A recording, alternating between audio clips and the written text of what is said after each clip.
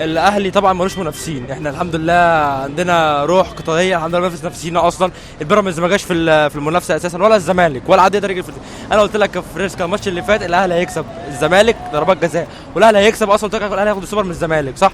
تمام. الاهلي خد السوبر الحمد لله، احنا خدنا السوبر تمام. الناس اللي بتتكلم تقول بيراميدز خد مكان الاهلي، فين خد مكان الاهلي ده احنا طول عمرنا اصلا اسد افريقيا تمام.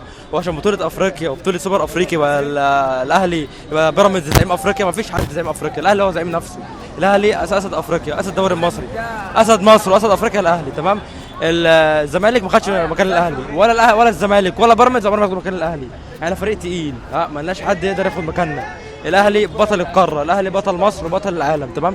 احنا فريق تقيل بننافس على كل حاجه، كاس عالم، بننافس على دوري مصري، دوري ابطال افريقيا، كاس انتركونتيننتال، كل حاجه بننافس عليها تمام. كل حاجه بننافس عليها، فمحدش يقدر ينافسنا، محدش يقدر ينافسنا خالص.